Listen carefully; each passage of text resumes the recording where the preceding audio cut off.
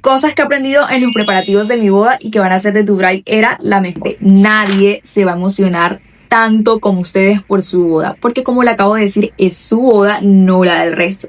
Como novias, cuando estamos iniciando nos pasa que estamos desbordadas de emociones, o sea, no nos cabe en el pecho y queremos como compartirlas con todo el mundo y que todo el mundo se emocione y esté igual de alegre y emocionado y quiera hablar todo el día de eso, al igual que nosotros.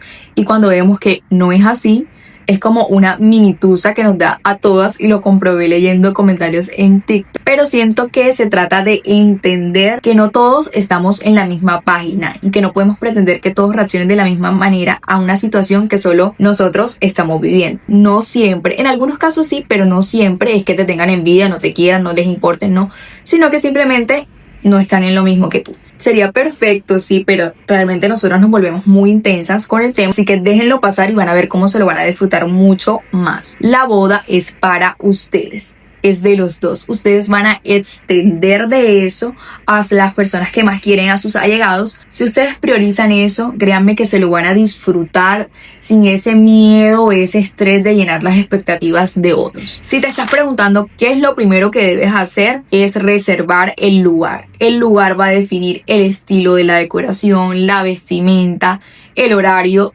todo. Si quieres estar mucho más segura de tus proveedores, elige siempre empresas constituidas con un equipo de trabajo que si uno no puede, el otro lo supla, que haya mucho personal, porque cuando depositamos todo en una sola persona y si a esa persona le pasa algo, ¿qué va a pasar con eso que nos iba a proveer? Ten tus ideas claras. Antes de empezar a cotizar, ten ya súper organizado al ese vision board de cómo te lo imaginas para que no te ofrezcan cualquier cosa y la tomes simplemente porque estás perdida y sin rumbo. No, primero define cómo quieres cada cosa y ahí sí vas a poder buscar proveedores que se adapten a lo que tú quieres. Recuerda siempre, nosotros no nos tenemos que adaptar a ellos. Ellos se tienen que adaptar a nosotros. Y proveedores hay para todos los estilos, presupuestos y demás, así que ténganlo en cuenta. Definir sus ideas para no conformarnos con cualquier cosa. Antes de dar ese primer abono, esa reserva, pregúntalo todo. No te quedes con la más mínima duda. Pregúntalo 1 y 1000 veces presencial, por llamada, por WhatsApp. Déjalo por escrito.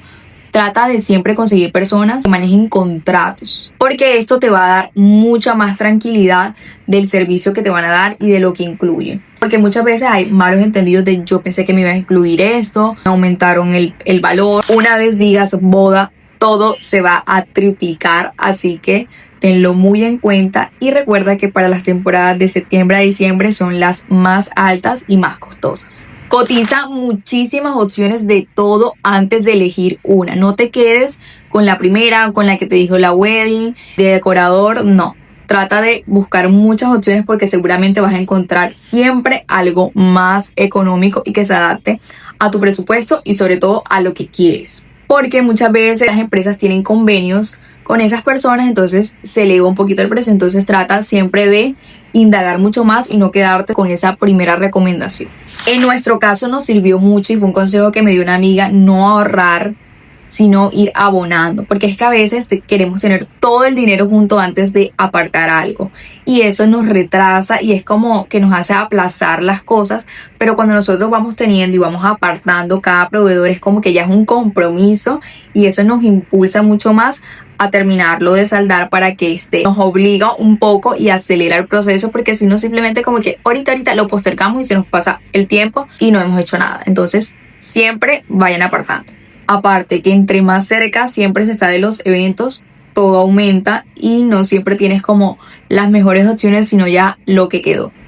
Disfrútatelo y no te apresures. Si tú sientes que para tener la boda de tus sueños, la que siempre quisiste y la que vas a recordar de la mejor forma, porque es una sola vez en la vida y de eso vas a hablar hasta el último día de tu vida, trata de no presionarte con el tiempo. Si sientes que lo debes hacer en 2 años, en 1 año o en 6 meses, perfecto. Es como que nos presionamos, como que nos comprometemos y ya a los 3 meses máximo ya tenemos que casarnos. No, si cuentas con el presupuesto, perfecto, hazlo en 1 mes. Pero si no es tu caso, tómate el tiempo para tener esa boda que tanto anhelas y no la hagas como todo corriendo, porque al final te va a quedar como que, y si hubiera, me faltó esto, me estresé, o lo recuerdas muy agobiada, que pelearon, que hicieron, no. Entonces, no hay afán, de cualquier manera se van a casar, así que tómense su tiempo para hacer lo que realmente ustedes anhelan, porque si no se van a arrepentir y van a quedar con ese sentimiento de frustración. Aún tengo mucho más por decir, cuéntame si quieres una parte 2.